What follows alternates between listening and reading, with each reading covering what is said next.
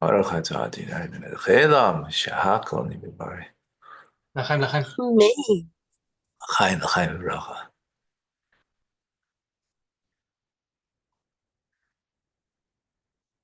Okay.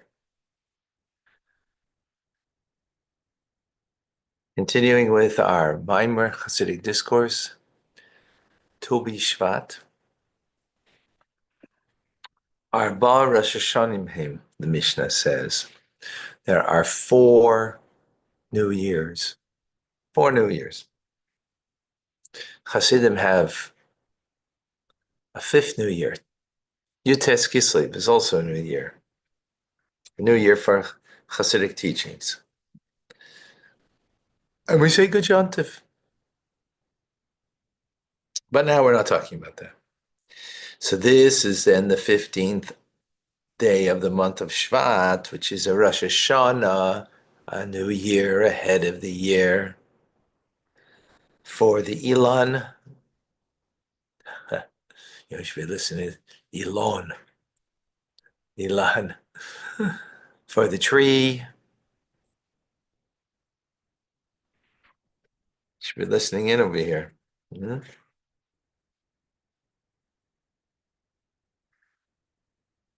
That Elon is a metaphor for the study of Torah, as we explain, and therefore we're given the empowerment. The 15th of Shvat for the entire year, so it's not just an empowerment, a temporary one, but it's an empowerment for the entire year concerning our engagement and involvement in the study of Torah. That it should be with, so Rebbe uses the word shkeda, with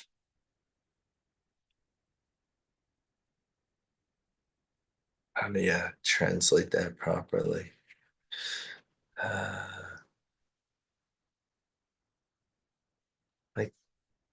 Like a total involvement, if you will. And the word is also shkedim, is almonds. Almonds are the quickest fruit. So it's using the word of almonds, which is the quickest fruit to grow. It takes 21 days. Sorry.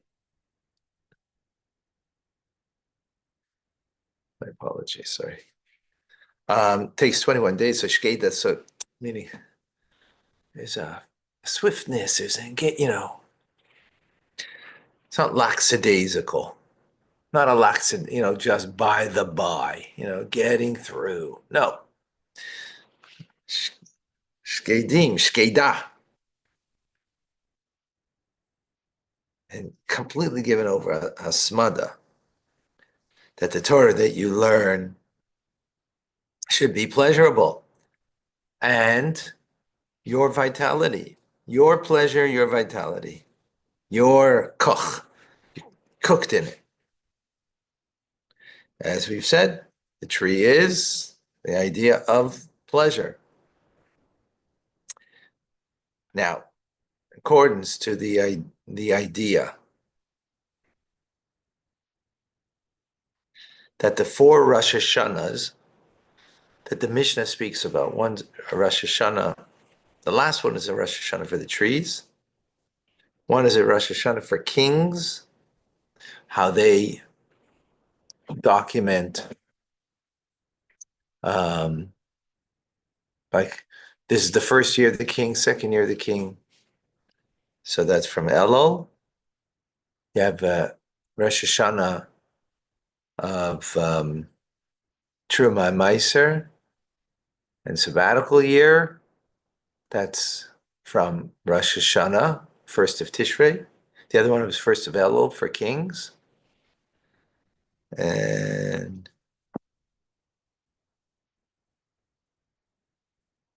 you have a Rosh Hashanah.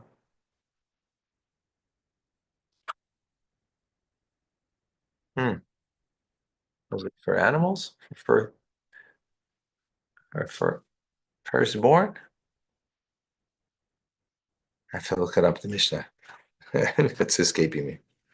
In any case, so they're all connected. We say that the Rosh Hashanah for the tree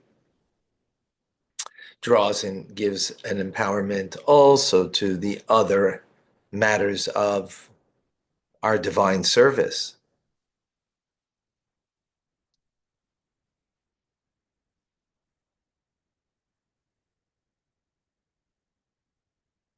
right? Which the other three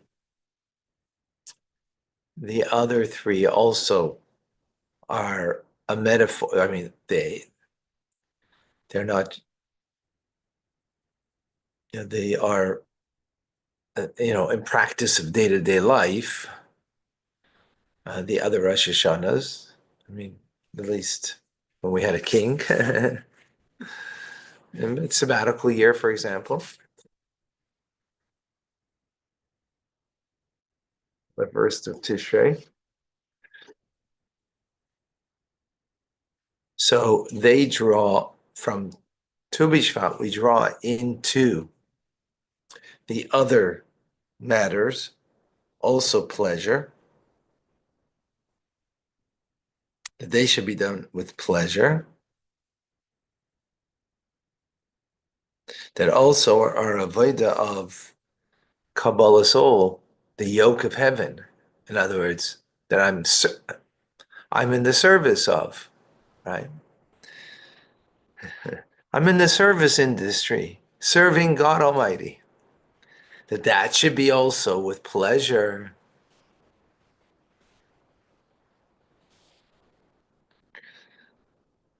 And for that reason, then we can understand. We had a question because there's a debate, if you recall, when is the new year of the tree? Between Beis Shammai and Beis Hillel. Beis Hillel says the 15th of Shvat, which is Tu B'Shvat. And Shammai says, no, Rosh Chodesh, the first day of the month of Shvat. Which the other Rosh Hashanahs are also the first day of the month.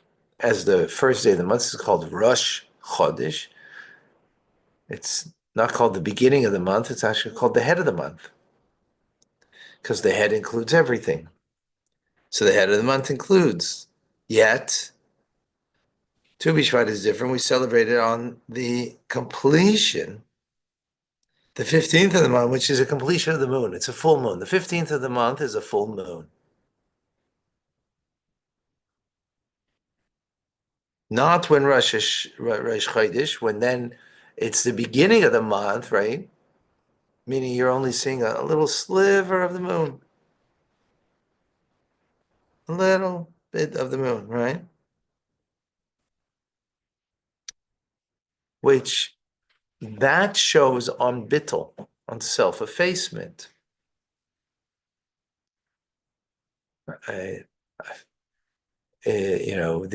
The sliver or the dot, it's like when you see a star, right? What do you see? You see a little dot.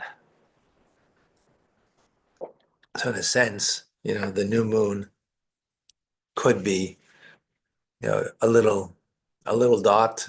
There's more than that, but the idea, when you split a dot, what do you have? A dot. Split it again, a dot. As much as you split a dot, you might need a magnifying glass to be able to see it after 100 times, but you still have a dot.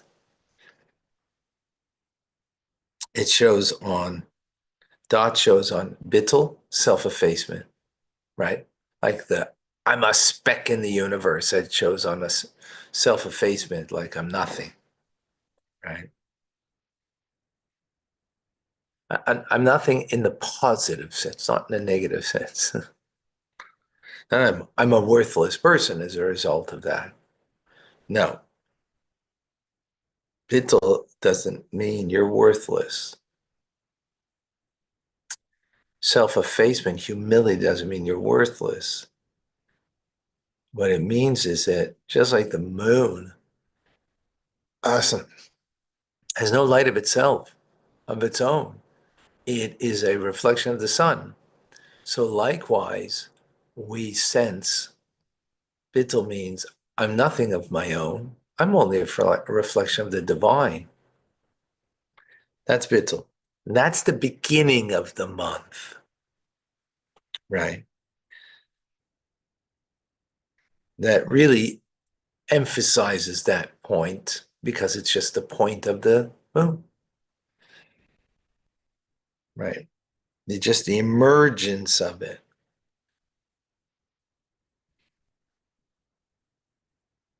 Now,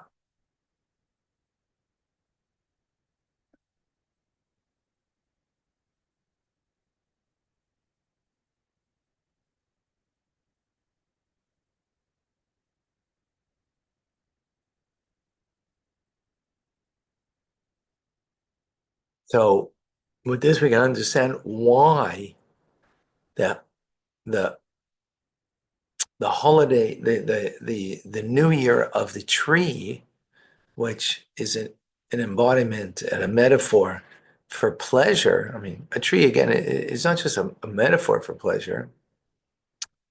You know, a fruit-bearing tree gives pleasure. Go into an orchard, the sight of it gives pleasure. The taste of it gives pleasure. The smell of, you know, fresh fruit gives pleasure. So pleasure is not bittul, it's not self-effacement. So it's a completion of a person. Think about it, that pleasure is sort of what um, moves us. The pleasure you have in something moves you to want that thing, right? For some people, it's the pleasure in a coffee. Can't say that that's why. David's coffee's not here, so I don't know if it's that pleasure. I, I need a morning boost, l'chaim. So, um, but it's but pleasure is a completion in that sense. Now, it's only a completion when the pleasure is in the right, you know, people seek bad things because of the pleasure it gives them. People are addicted to cigarettes because it gives them pleasure, to drugs because it gives them pleasure. In the moment, it gives them pleasure, right? Afterwards, once they're down, and addicted to, foodies are, those who are snackers, and that's pleasure, but that's obviously not a healthy pleasure. Here, the pleasures of Torah. That's a healthy one. That's a good one. So therefore, that's why this holiday is particular on the 15th of the month, which is the full moon, right? Fully full of light, full of life. Well, when you're having pleasure in something, that's what that represents. Especially it's a completion when it comes to Torah, that pleasure. So with and adding into our actions and our divine service, especially in the study and in the engagement, not just the engagement in Torah, in a manner that it is your pleasure. That's when when you are really, you have pleasure in your Torah study, which pray tell, I think everyone here does because that's why you're here every day. Right? Otherwise you wouldn't be here. L'chaim to all of you. Otherwise you wouldn't be here.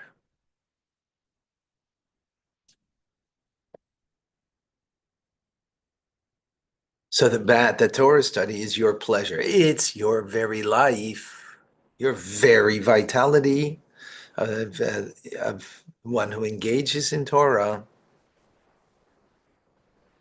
and especially when it comes to engagement, and not just in, by the way, it says, but he says in brackets over here, it's interesting. Not just learning Torah, and not just learning, and all the more so learning Pnimius Torah, which is what we're learning now, Chassidus, the inner dimension of Torah, the deeper, the soul of Torah. That's what we're learning. And that's called Pnimius, the inward, right? As opposed to Talmud, which is more do's and don'ts, if you will, or Jewish law, right? And in brackets, the Rebbe says the hafatza, which means the spreading out of it, the teaching of it, what we're doing right now, right? The teaching of Torah, and doing that with pleasure.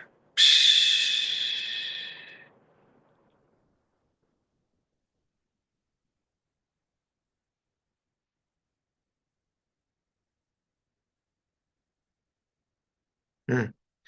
And as the Rebbe says that the Torah itself, this aspect of the pleasure of Torah, is really the inner dimension of Torah.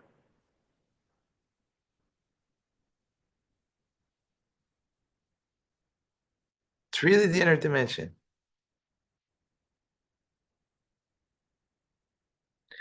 That it should then also um, affect the Rosh Hashanah for kings,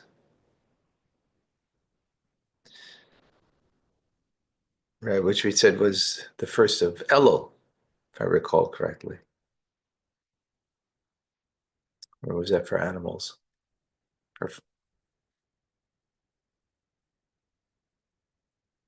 And when you're counting the year of an animal, the altar, anyway, that it will be then the Rosh Hashanah for kings in its full completion, that we should see in a revealed way. Okay. That, one of the things that Jewish people are called is B'nai Malachim, the children of kings. God being the ultimate king. Right? And even more so, Malachim,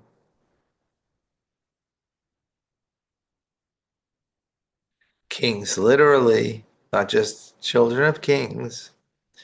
That B'nai Yisrael, that the children, is that they go out biyad Ramah. We go out we go out of exile, is the term that's used when the Jewish people went out of Egypt.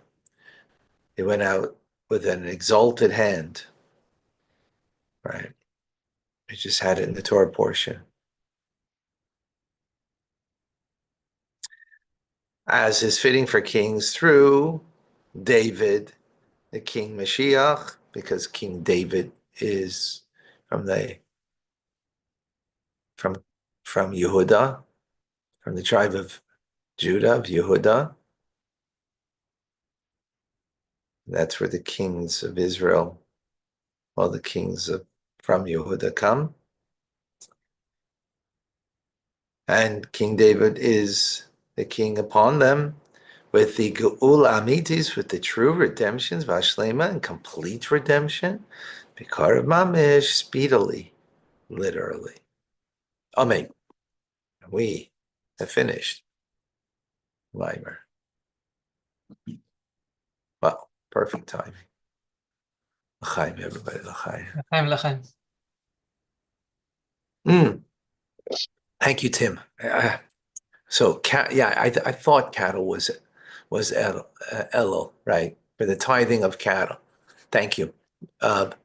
Tithing of sheep, of oxen, is Elul, and King's Ride is Nisan. Yes. How did I get that wrong? Thank you.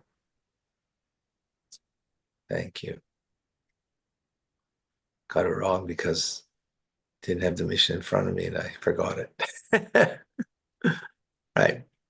So we have the new year for tithing and Meiser, sabbatical year, which is what we always call the new year, right? Rosh Hashanah, right? But there's four Rosh Hashanahs, right? That's what the Mishnah is saying? Four new heads of year. And so that's for tithing and sabbatical year. Then you have the month before that, which is the first of Elul.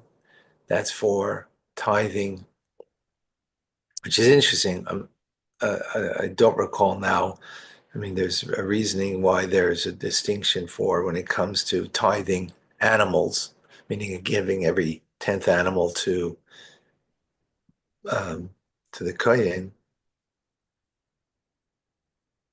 to an offering rather, right? To an offering. Sorry. And then you have the first, the first of Nisan, which is the month of Passover. So it's called the first of the months of the year. It's not the first day of the year, but the first of the months of the year, as the Torah calls it, right? Because that's when we went out of Egypt. And well, not because, but in fact. And it's also it becomes Rosh Hashanah for kings. So meaning that if the king became king, um, a month earlier than Nisan, so that would be his first year. And then once comes Rosh Chodesh, he would be in his second year of reign. In his second year. That would be, for documentation and for whatever is necessary. And then, of course, the Rosh Hashanah we're talking about, the 15th, which is unique, right? And the reason, again, as we just said, because of the full moon, that there's a full,